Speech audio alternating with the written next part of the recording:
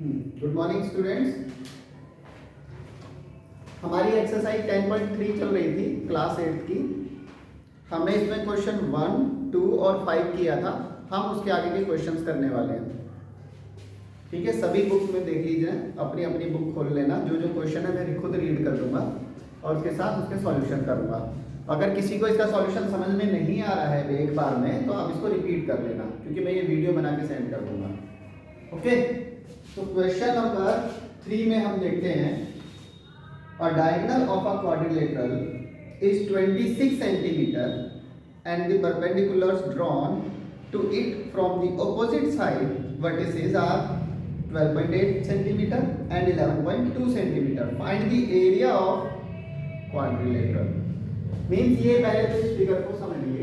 ये आपका जैसे एक्सरसाइज 10.3 है और हमारा ये क्वेश्चन नंबर है 3। ठीक है, आसपास के साउंड आ रहे होंगे, उसको इग्नोर कर लेंगे। तो इसके अंदर जो फिगर बोला है, आप देखिए इन्होंने कहा है कि diagonal of a quadrilateral, it means एक क्वाड्रिलेटरल रहेगा, उसका एक डायगोनल रहेगा। उस डायगोनल्स पर ऑपोजिट वर्टिसेस से उस पर परपेंडिकुलर आए हैं। जैसे इसका एक ऑपोजिट वर्टेक्स ये वाला है और इसका ऑपोजिट वर्टेक्स है ये वाला है। तो आपको यहाँ पर एक 90 डिग्री यहाँ और एक 90 डिग्री यहाँ डालना है।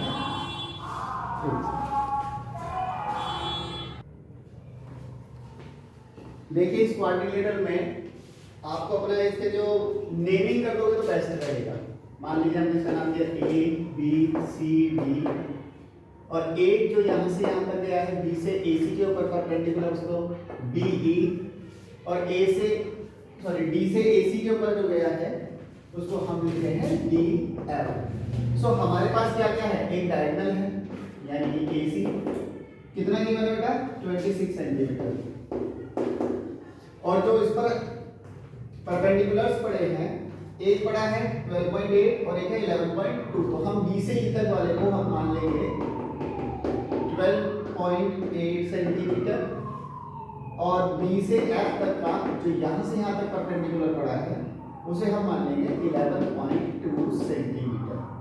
ठीक है, हमारे पास ये है।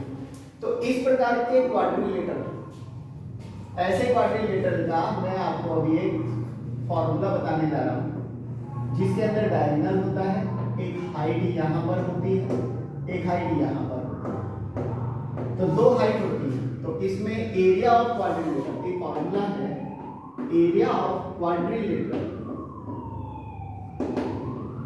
ठीक है, एरिया ऑफ क्वाड्रिलेटरल किसी भी क्वाड्रिलेटरल में जिसमें भी आपको डायगोनल और डायगोनल के ऊपर परपेंडिकुलर्स मिलेंगे, उसके लिए फॉर्मूला है 1/2 multiply diagonal and then multiply sum of perpendiculars, यानी h1 प्लस h2। ओके, आप चाहो तो इसे h1 बोल दो, इसे h2 बोल दो, कोई फर्क नहीं पड़ता, कोई भी h1 h2 बोल दीजिए।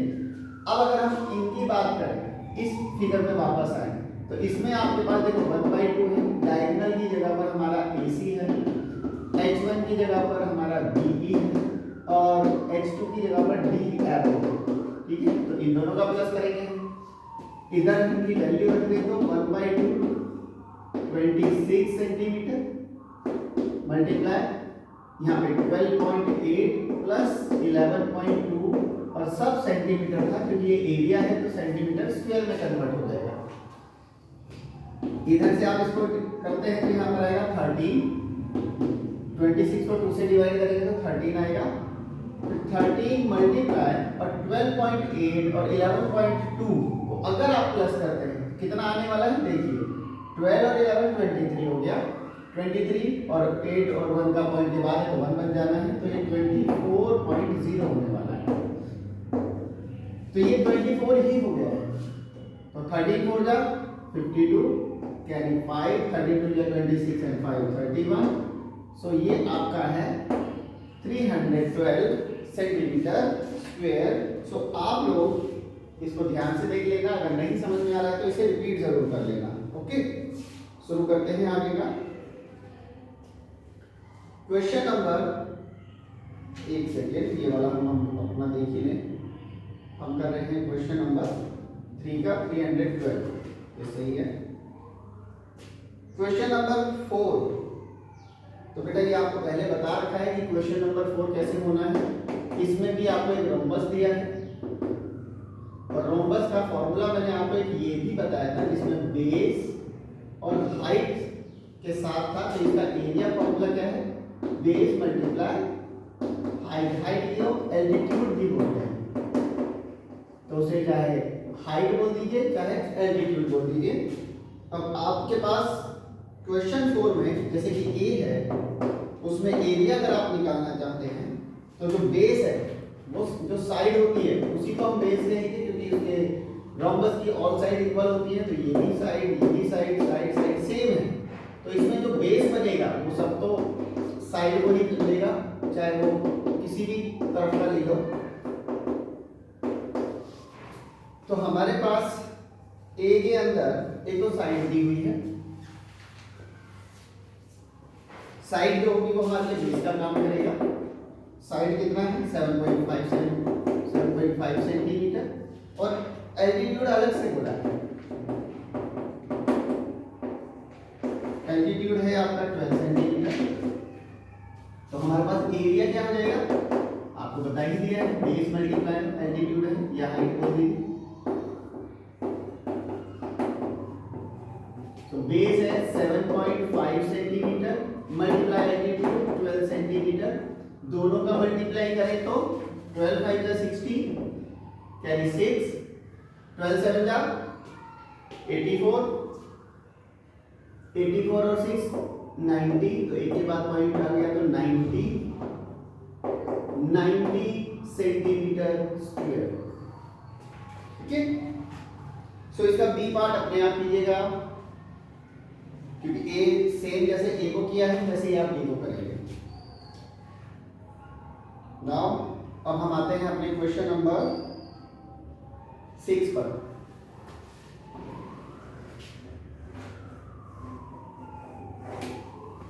ये लाइन इसलिए ड्रॉ करता हूं ताकि किसी और क्वेश्चन के साथ वो मिक्स ना हो जाए हमारा, कि आपको कंफ्यूजन ना हो जाए कि इसका यहां पर इसके साथ है या अलग है।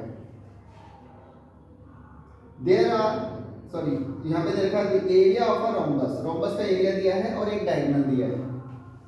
इसमें एरिया ऑफ रोम्बस गिवन है आपके पास, the area of rhombus is 216 metre square, centimetre square. उसके बाद डायगोनल, पहला डायगोनल यानी हम उसको D1 कह सकते हैं, हमारे पास फर्स्ट डायगोनल है 18 सेंटीमीटर और सेकेंड डायगोनल हमसे मांगा है। तो आपको पता होना चाहिए कि एरिया ऑफ रोम्बस का फॉर्मूला दोनों डायगोनल के साथ है हमारे पास, एरिया ऑफ रोम्बस जो कि 1/2 मल्टीप्लाई D1 मल्टीप्लाई D2। ठीक है।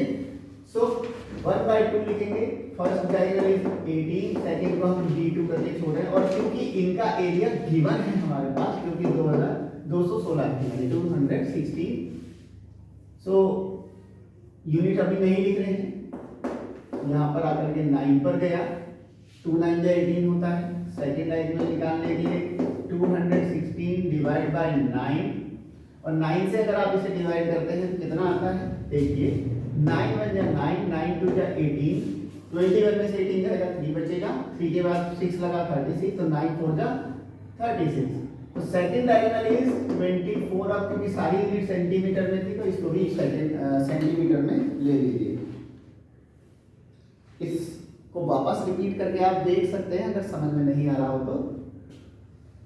क्वेश्चन नंबर 7,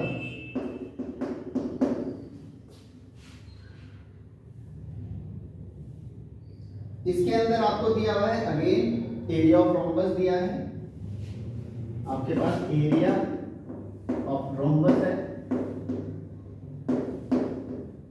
ये रोम्बस का एरिया है 119 सेंटीमीटर स्क्वायर। उसके अलावा आपको एक दिया है कि पेरीमीटर गिवन है, साथ में perimeter given, perimeter is equals to 56 centimetre. हमसे चाहते हैं क्या निकालवाना, एल्टीट्यूड। हमसे ये एल्टीट्यूड चाहते हैं। तो मैं आपको इसका पहले एक फिगर बना के बता दूं चाहते क्या है। पहले तो हमारे पास एक रोम्बस बोला है और ये चाहते हैं यहां से यहां तक जो 90 डिग्री पड़ा है ये कितना है। साइड तो चारों बराबर होंगी। पहली बात तो हमें चारों साइड मालूम ही नहीं है कि सिंगल साइड कितनी है, बट इतना मालूम है कि उसकी चारों साइड का प्लस 56 है। तो हमारे पास जो पेरीमीटर होता है वो 4 मल्टीप्लाई साइड होता है और जो कि हमें 56 सेंटीमीटर गिवन है। अगर हम इसको साइड को यही छोड़ दें और 56 डिवाइड बाय 4 कर दें तो हमारे पास 14 सेंटीमीटर की एक साइड मिल जाएगी। इट मींस कि यहाँ 14 एंड 14 सेंटीमीटर है। ठीक है, एक सेकंड। तो साइड मिल चुकी है, एरिया भी दिया है हमारे पास। आपने ये देखा था कि रोम्बस का जो एरिया है वो बेस मल्टीप्लाई एल्टीट्यूड होता है और बेस कुछ और नहीं साइड ही होती है उसकी। तो हमारे पास एरिया ऑफ रोम्बस की अगर हम बात करें तो हम उसको बोल सकते हैं बेस इंटू एल्टीट्यूड या फिर हाइट। और जो बेस है वो कुछ और नहीं साइड ही है जो कि हमारी आ गई है 14 और एल्टीट्यूड को हमने मान लिया h, लेकिन एरिया दिया है हमें तो हम वो एरिया उसके इक्वल में रख देंगे। ठीक है, तो h इक्वल्स टू, इसको यूनिट को नहीं ले रहे हैं अभी,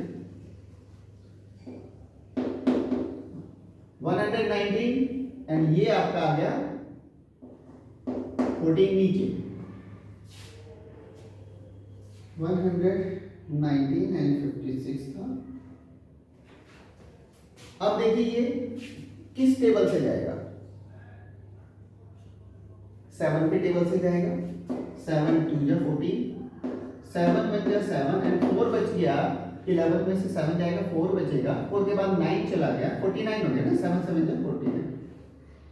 ओके, और 17 को 2 से डिवाइड करते हैं तो आपके पास 8.5 आता है। इट मींस कि जो आपका इस रोम्बस का एल्टीट्यूड है या जो हाइट जिसको हम कहते हैं वो 8.5 सेंटीमीटर है। आप देख सकते हैं इसमें आपको दिया होगा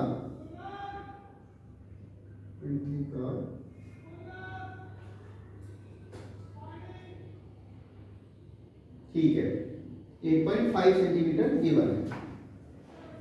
अब आते हैं हम अपने क्वेश्चन नंबर 7 के बाद 8 पर। यहां पर भी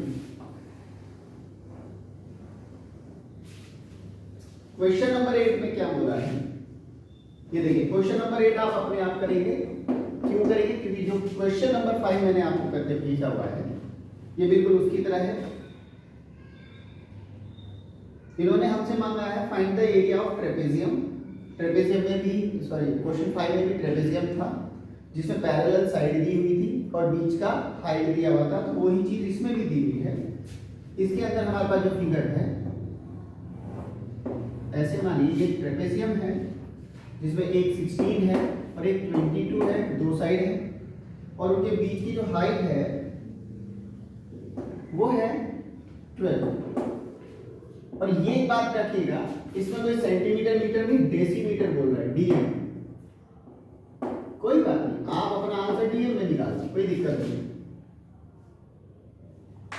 तो आपके पास पहली साइड ए है, दूसरी साइड बी है, ए 22 बी 16 और ये आपके लिए बीच का हाइट एच या आप उसको डी बोल दीजिए। ठीक है, तो इसका एरिया का फॉर्मूला आपको बता रखा है तो इसको आप कहेंगे, मैं लिखा हूं डू इट योरसेल्फ। हिंट है इसका क्वेश्चन नंबर 5। ओके,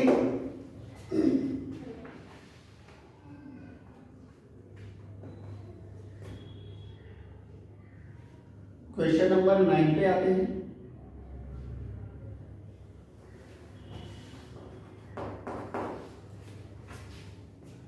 इसका देखिए ना, इसका फॉर्मूला मैं अगर बताऊं तो इसका फॉर्मूला ये होता है 1/2 into distance between parallel multiply sum of parallel, याद होगा या इसको h को मैंने वहां d लिखा होगा तो यहाँ d होगा, ठीक है। ये देख लेना,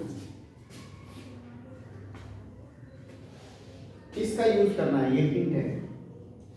question number 9, find the height of trapezium. अब इन्होंने ट्रेपेजियम की हाइट हमसे मांग ली है, जिसके बाद ये कह रहे हैं the sum of length of whose bases, यानी जो पैरेलल साइड्स हैं उन दोनों का प्लस दे दिया इन्होंने पहले से 60 centimetre, and whose area is 600 centimetre. देखिए क्वेश्चन को ध्यान से पढ़ेंगे तो देखिए ये जो a प्लस बी होता है ये इसकी दोनों पैरेलल साइड्स होती है। दोनों अगर अलग अलग हो तो हमें प्लस करनी पड़ती है, सम चाहिए होता है, बट ये तो प्लस करके पहले ही दे रहा है हमें। तो हमारे पास क्या है इस क्वेश्चन 9 में, एक तो दे रहा है sum of parallels, sum of parallel sides, जो कि हमें कितना दे रहा है, वो दे रहा है 60 सेंटीमीटर, 60 सेंटीमीटर। और उसके बाद एरिया ऑफ ट्रेपेजियम भी दे रहा है, एरिया ऑफ ट्रेपेजियम वो है 600 सेंटीमीटर स्क्वायर। और हमसे क्या चाहता है, हाइट, हमसे हाइट चाहते हैं कि ये हाइट बताओ कितनी है। मतलब एक ट्रेपेजियम है आपके पास,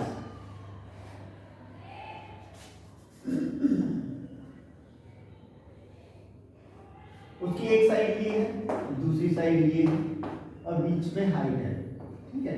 तो एरिया ऑफ ट्रेपेजियम, और ये हमसे ये वाली हाइट चाहता है, ये कितनी है, ठीक। तो हमारे पास गिवन में क्या है कि a प्लस b तो है जो कि 60 सेंटीमीटर है, ठीक है। उसके अलावा हमारे पास एरिया गिवन है जो कि 1/2 मल्टीप्लाई h मल्टीप्लाई ब्रैकेट में a प्लस b जो कि 600 सेंटीमीटर स्क्वायर गिवन है। तो हमारे पास क्या है 1/2, हाइट है नहीं, दोनों साइड का प्लस 60 बोल दिया इन्होंने,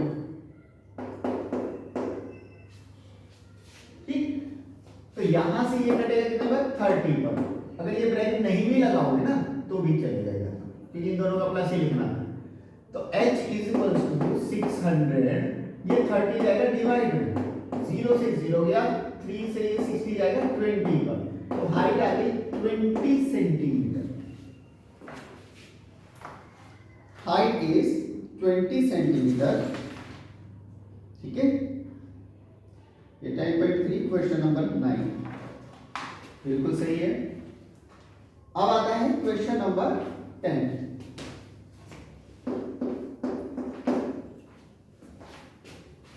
क्वेश्चन नंबर 10 में अगेन ट्रेपेजियम का एरिया दिया है 1586 सेंटीमीटर स्क्वायर। देखा ना, the area of a trapezium is 1586 centimetre square and the distance between its parallel sides is 26 centimeter. If one of the parallel sides is 84 centimeter, find the other. मतलब हमारे पास जैसे कि एक side है कि a plus a b के साथ parallel है, और पैरेलल साइड्स में से एक साइड आपको 84 सेंटीमीटर दी है बट b आपको नहीं दी है। इसके बाद आपके पास जो डिस्टेंस बिटवीन पैरेलल है, डिस्टेंस बिटवीन पैरेलल्स, ठीक है, डिस्टेंस बिटवीन पैरेलल्स जिसको कि हमारे जो हमें कितनी दी है 26 सेंटीमीटर, ठीक है। सो हमारे पास और अलग से एरिया भी गिवन है, एरिया ऑफ ट्रेपेजियम दिया है।